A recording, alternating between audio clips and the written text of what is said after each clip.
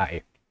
This is the atheist response to the video All Argument for God explained in 10 minutes by Redeemer Zoomer.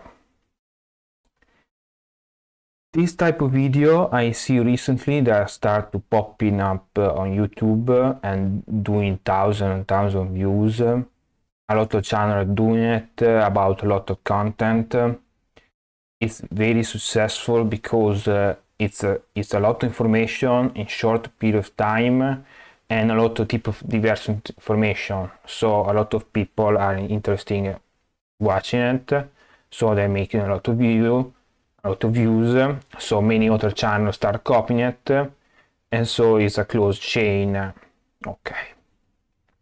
About this channel, I see about only two videos about this channel. I start watching this and immediately, and I don't go even to the end because I don't like how he's playing stuff. It's a very different type of video that will do it. In fact, because he's younger than me, I'm a millennial, I'm 20 years old. He probably has 5 years less than me. I don't know because he never shows his face in any of his video. And he also has a background very different from mine because I'm a Catholic, he's a Calvinist. And I'm still atheist after 9 years I left in Catholicism. He instead go back in Catholicism, in Calvinist. And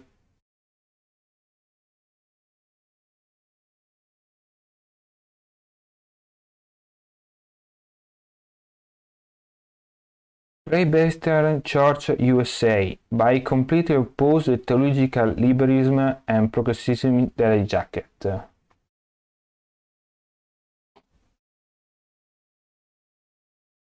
It's not conservative enough. It must be more conservative.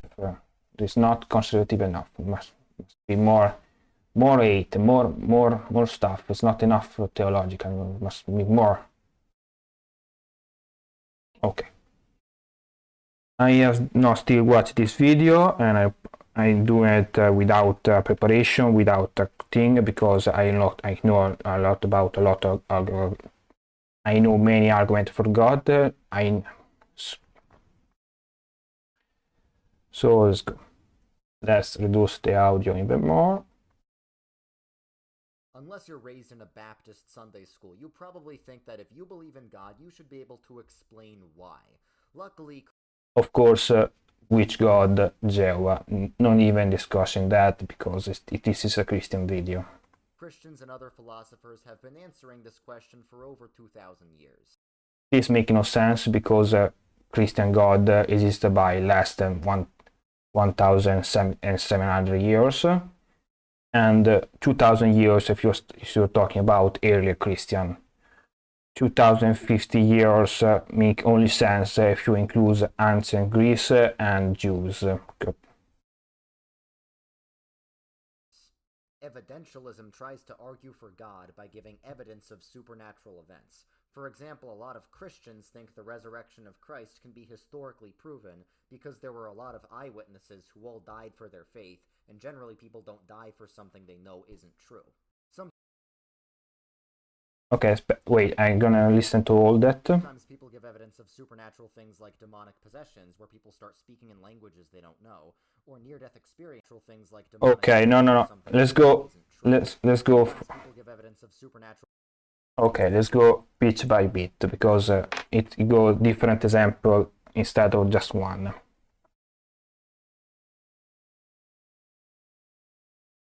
No. Just because someone died because he believes in something or she believes in something is not to prove anything. There are people that they do 9/11 convinced that was a message from Allah. Therefore, Allah exists. There are a lot of religions that are martyrs. It's not only Christian that are martyrs. Therefore, all religions are good, are true. Even it's one thing. Then say that I like how he he doesn't affirm, he is neutral about if Jesus really existed and really resurrected. He's neutral. At least I like this about it, because it was he used the excuse to be, I'm not saying, some Christians say it, not me, so he can weasel the way out from the responsibility of say something so big as say Jesus existed and Jesus resurrected from the dead. That is a historical proof.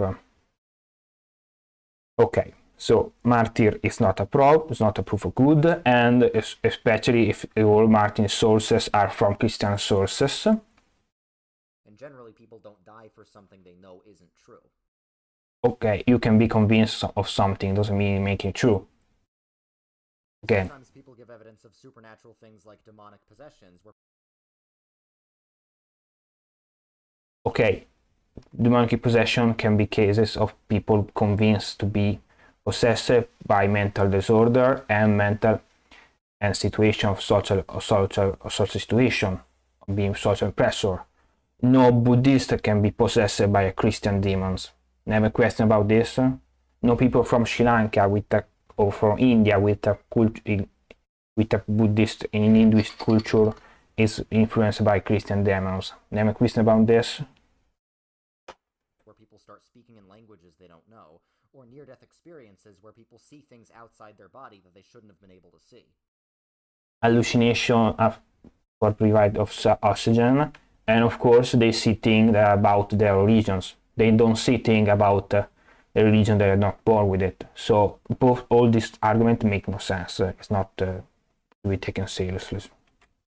The moral argument is basically objective morality is only real if God is real, but objective morality is real, so therefore God is real. Question: is cannibalism good or bad? I think it's good. I think it's bad. I think it's good. I think it's bad. Which one of them is correct? Now, I'm assuming you agree with this one. If you don't, please stay away from me. But how do you know that he's actually correct? How do you know that these aren't just different opinions? Our little friend here can only be objectively correct if there's a supreme authority that says cannibalism is bad. Okay. Allora, before we did a thing that is like God exists, God exists, God exists. We do it here. 1, 2, 3. But objective 1, 2, 3. Real, so therefore God good and God and good. God is real. Okay.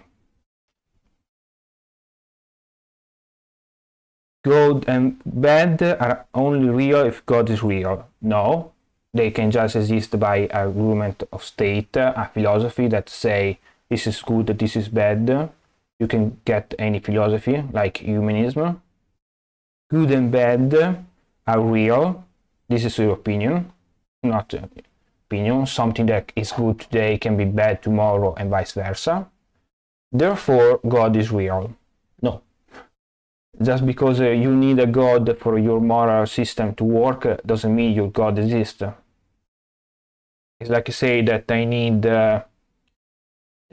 Tulu to make sense of my human sacrifice. Doesn't make Tulu to exist. Tulu still not exists.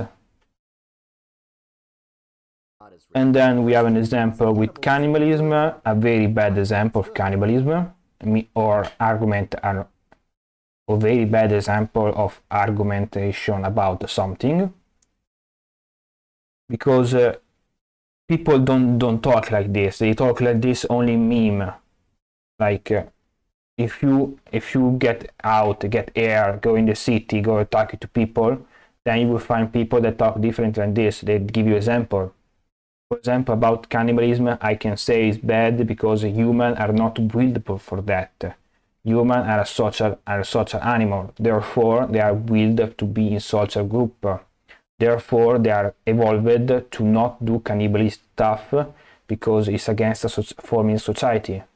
Other animals that have different structural society, they will have cannibalistic behavior in extreme situation. Human don't, because we, since the beginning of time, since we begin as a species, we live in collective group, so we don't develop that type of behavior. Therefore, there are big taboo in society, there is big taboo inside your brain, and also there are medical problems, like there's something part that give you tumor if you eat too much.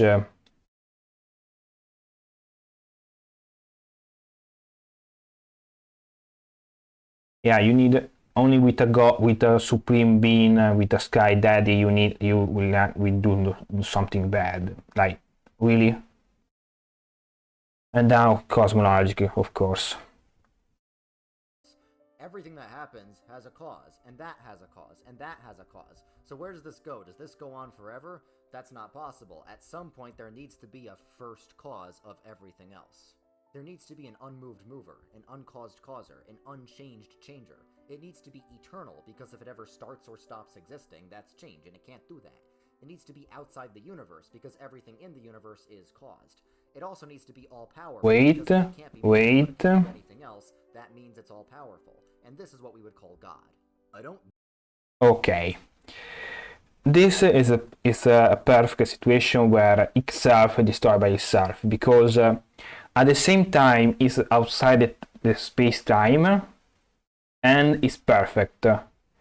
These two things don't make sense, because perfect means that never change, it's eternal, it's perfectly eternal, so it's never change.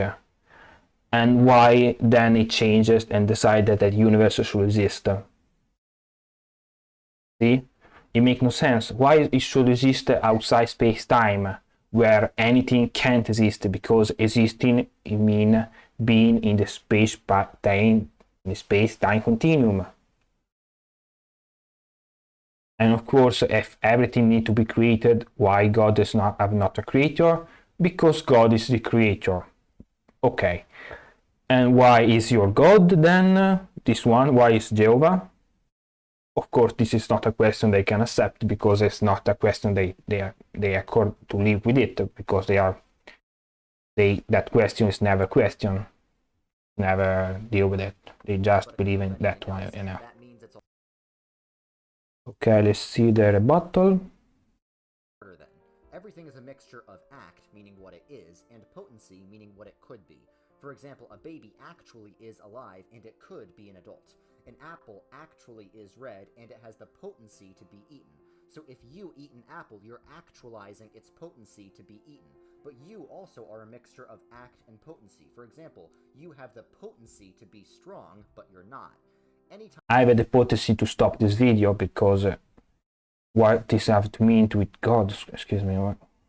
Anytime something changes you, it's actualizing a potency in you. Anytime a change happens, you have one thing actualizing another, but you can't go back forever, so eventually you need to go back to an unactualized actualizer, which we call God. God is... Okay, you call it God. You don't get someone else in your example. This argument call it God, and your specific God. Why can't it be a pantheist? Why can't it be Cthulhu? Why should it be your God? Is the being that's pure act, meaning he is everything that he possibly could be. This means he must be eternal, because if he's not eternal, that means he has the potential to not exist, but there is no potential in God, so that means God must always exist. Also, if God is everything he could be, he's also all-powerful, because he cannot change, and that means nothing else could possibly do anything to God. This argument's the most complicated. It's originally from Aristotle, and it's also used by Thomas Aquinas in Summa Contra Gentiles. Like, okay, let's grab something that is not Christian and let's use it for Christian people. Because Aristotle existed before Greek. He was a Greek philosopher. In 300 BC, more than 300 years, he died more than 320 years before Jesus Christ was hypothetically born, then add another 100 years for Christian to be. So, like say, okay, let's grab someone from India 1000 years before the born of Jesus Christ, and let's use his argument for our God. Why? Make no sense. Make no sense. Like, of course, Tommaso d'Aquino. Of course, Thomas Aquin. Of course, that genius. I should do a video only about Thomas Aquin because we really do. Pascal's wager is much simpler, and it's more of a thought experiment than an argument. Let's say you're an It's more that a mathematic abomination than an argument. atheist, and atheism turns out to be correct. Nothing happens after you die. Well, then, you don't really gain or lose anything, it's just kind of neutral for you. But let's say you're an atheist, and it turns out you're wrong, and God is real, then it could be very bad for you. Now let's say you believe in God. This is theoretic structure. Me putting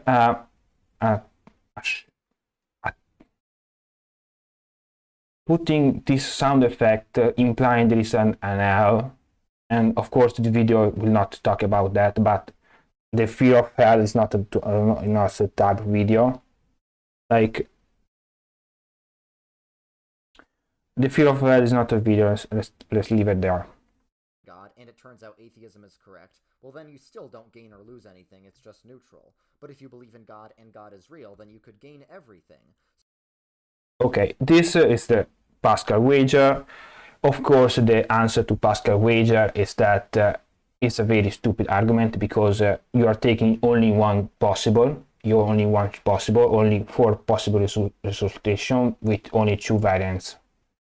Of course, you are excluding all other type of variants, like you are Christian, but you are a Calvinist, and the real religion is Christian Catholic. Therefore, you go in purgatory, or maybe you go in the level hell, or maybe you go straight into hell. Of course, maybe it's not even God, Jehovah, the real God. Maybe it's Allah. Therefore, either you are Catholic or you are Calvinist, you go both in hell.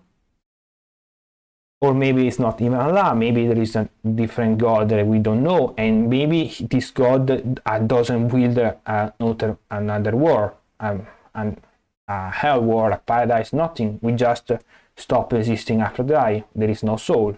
Therefore, it doesn't matter what you believe, what you don't believe, or what religion you follow. There is no afterlife.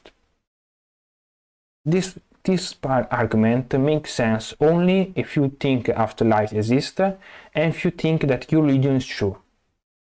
All other variables, like all religion being true, all religion being considered other religion, like the life don't exist, it just exists another type of thing, or just don't exist anything, it makes no sense, this argument. It just makes no sense, because you are trying to use logic and statistic by excluding a lot of factors, by imposing your particular view of theology.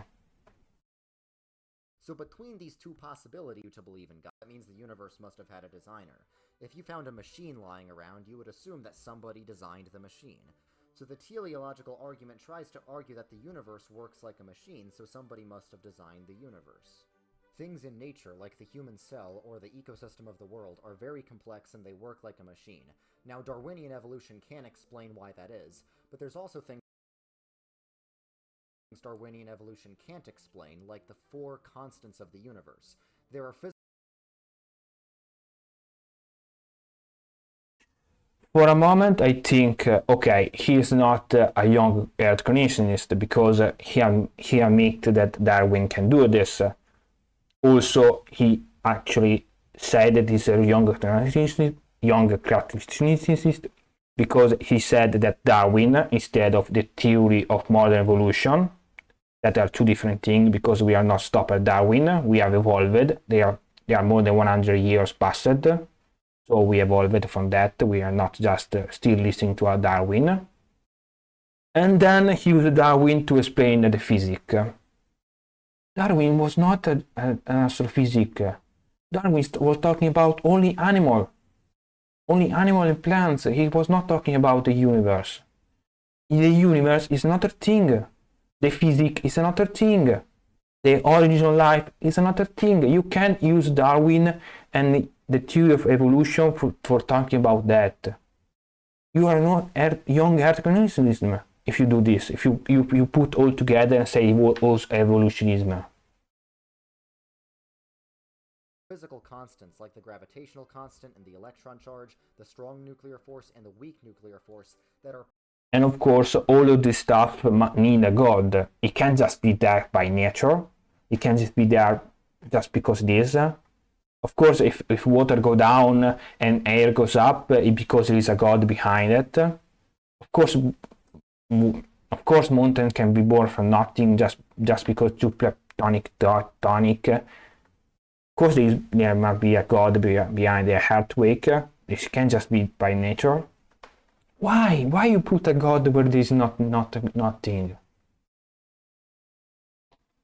Perfectly fine-tuned, such that if they were even the slightest bit different, the entire universe would immediately collapse in on itself. No, there will be a different universe that we know it. This universe exists like this, not because it explodes, not because there is a nuclear explosion, stock image, not because there is a stock image and nuclear explosion.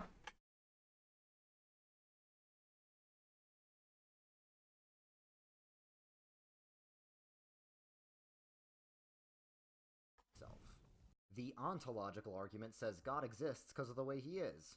Bruh. No, seriously. God is defined as that than which nothing greater can be conceived. That means God must be all-powerful, because being all-powerful is greater than having limited power.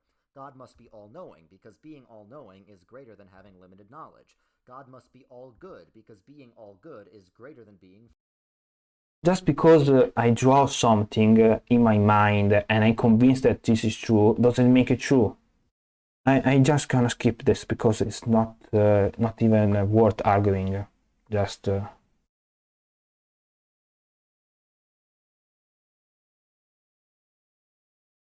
exactly, he just really say by himself, and of course he's gonna put in bad light who does agree with this, because all this video and all of his video and all of this video is just a meme content. It's very meme-like. If you don't agree with me, you are ugly. It's very what he say between the line. Well, actually it does, because existing in reality is greater than just existing in the mind. Gotcha! What the fuck are you saying? Just because something is greater doesn't make it true? And of course, like your girlfriend, I'm not gonna take you seriously if you keep doing a stupid meme. Are you gonna really take it seriously? You just because you're trying to convince young people doesn't make you true? I'm becoming a very bad millennial. I'm eating techniques. Okay, but I could use that to argue for the existence of the greatest possible pizza. Well, actually, no, you can't, because the definition of pizza implies limitations like a limited size and able to be broken. If you had a pizza that was indestructible... Then why God is male? Then why the ancient testament explicitly said that God is a male figure? It can't be your God. It can't be the God of Old Testament. Eternal, all-powerful... If your pizza gets infinite... It may sound silly, but everyone does see the world through the lens of their own personal experience. A lot of people are convinced God exists either because of supernatural events they've seen, or because of answered prayers, or just coincidences in their life. I believe God in my past, when I was more than 10 years ago, when I was 18, 17, I believe in God because of this. I believe in God because I was feeling good. Because I was feeling anything being good, doing good, so I believe in God at that period. And they make no sense, because why my God? Why and then when things go bad, I stop believing it? If then I agree with everything that Pope does and Pope say, I agree with everything my locals. I must do another video about how I lost my faith, but this this argument makes no sense because again, it's an argument that can be used for any god and any gods, and it's also an argument not with any proof. Like it can be rebuttal, it can be disproof. So this is very good at convincing oneself that God exists, but not Exactly. very good at convincing other people.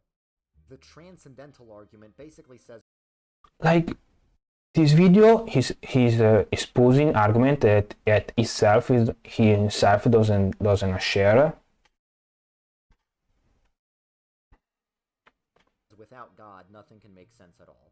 There's a lot of things we assume, but we can't prove. We assume that logic works. We assume that there's consistency in the natural world. We assume that truth exists, but we can't prove any of these things scientifically.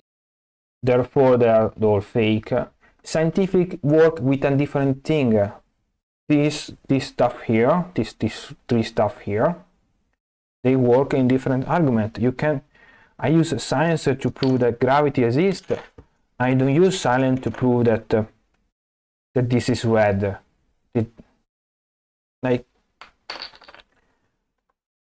Because these are the basic assumptions we need to make to even do science. All of these things make sense if we presuppose a worldview where God exists, because then we can... Just because there is no God doesn't mean that true trust exists, consistency in nature, and logic works. Why do we need God for these three things? I don't agree with the need of God for this make true. This thing, it makes no sense. Why there is God here? Why? Why you put God there? It's just an argument you made it. It's not true. Other things are grounded in the mind of God. But if God doesn't exist, then we have no justification for the things we assume, and everything just collapses. There is the argument... Everything collapses because you made up that castle of cards. Not because it's true, just because you made up the argument doesn't make it true. That is just your assumption. From the mind, or consciousness, which says consciousness cannot be explained naturally. Yes, it does. Generally, the atheist explanation of consciousness is that our brain is just a very advanced biological machine, but unlike... Why should not be? We are all evidence that prove it. An animal needs a brain to work. Eventually, an animal gets a brain so complex that evolves in even something more complex. Our ancestors start growing brain different from all the apes by very nature. We still don't know why all this stuff are beginning. There are very hypotheses. But why we need gods to prove that? Why it can just be God from nature? Reduced to their parts. Now, our brain can be reduced to its brain cells, but that's not the same as the experience of consciousness. Yes, it does. We are not far away from recreating a brain from Petri dish. We are really do it. We are really build the brain just by starting with each part of the neurons.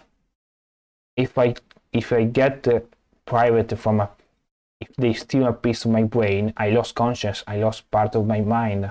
My brain will not work as before. For example, you could find a part of our brain that sees the color yellow, but that's not the same as the experience of seeing yellowness. You cannot study consciousness scientifically because one can only observe one's own consciousness. For example, there is no way to know if we all see the same colors. Who knows, maybe yellow looks like this to me. For all you know, you could be the only person who exists. A single atom is not conscious. Two atoms are not conscious. A bunch of atoms are not conscious. So even if you have a complex system, it's still just a complex arrangement of atoms which are not conscious. So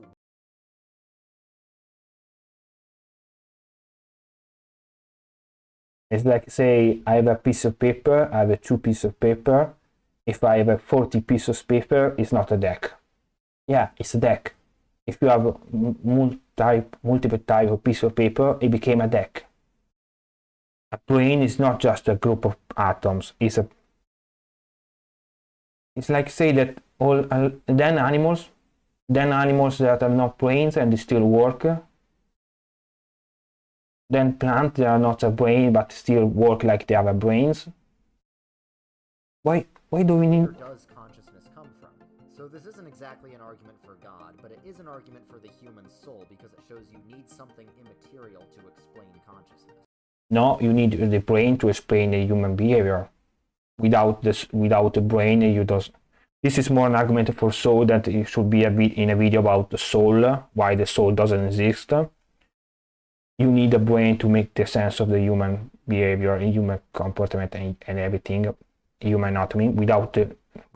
If a soul exists, we should see an anomaly in the anatomy work. We clearly see not in anatomy. We clearly don't see a problem with modern understanding of anatomy. Therefore, soul don't exist. Then there's the argument from mathematics, which says there's an infinite reality higher than our physical universe. So basically, and of course, in this infinite reality, there is your Jehovah God with male gender in the Old Testament. That is from Jerusalem. Math isn't all that special. For example, the number 5 corresponds to 5 apples, and 5 times 3 corresponds to 3 groups of 5 apples. Mathematics, we invented mathematics. It's a tool for understanding reality. It's not something that is universal. It's not that mathematics exists out there. Mathematics is not this. It's not a pen. It's something that we created. Not something that exists in the outside world. So it makes no sense to say that tool we invented and the philosophy that is connected to this tool prove that something else exists. No, it's just our imagination. It's just our way to understand the reality. It doesn't make proof that something else a reality exists. But the more you get into advanced math, the more math starts to get disconnected from our world, but it still works. For example, there's real numbers, which are numbers that correspond to real things, but there's also imaginary numbers that are just as mathematically real, but they don't correspond to the real world, which is why they're not called real numbers. But they still exist mathematically. Exist mathematically, meaning existing in a world of mathematics, mean existing on paper, not mean existing on fiction or on real world. If I draw a dragon, it means that it exists on that paper. If I grab a book from my fantasy library here, doesn't make it true. It's just there. It's just on that piece of paper. Even though they don't exist in the real world. Let's look at the 5 most important numbers in mathematics. One is obviously doing algebra. It's very important for doing exponential. All these numbers equation called Euler's identity, proof that the designer is the Mandelbrot detail, even though nobody. So those are the common arguments for God. And by the way, this video wasn't intending to make any of these. So those are the common arguments for God. And by the way, this video wasn't intending to make any of these arguments. It would take a much longer video to do any of these arguments justice. It's just to... And at least here he say by himself, at least this one. Give you guys an overview of these arguments so you can look more into them yourselves if you want. And now it's time for the best argument of all, which is, trust me, bro. Of course, you're gonna end up with a meme. Because it's really hard to take your videos seriously if they are full of meme and full of jokes. It's very hard. Like, this should be the thumbnail of the video. Just this one. Like, he regained my trust, my respect toward the end of the video when he admitted that this video was a bit faster. Then he lose again with the handing in the last second. I really talk too much because we are 25 minutes. Because you can just sum up a lot of things so quickly. Thank you for watching until the end.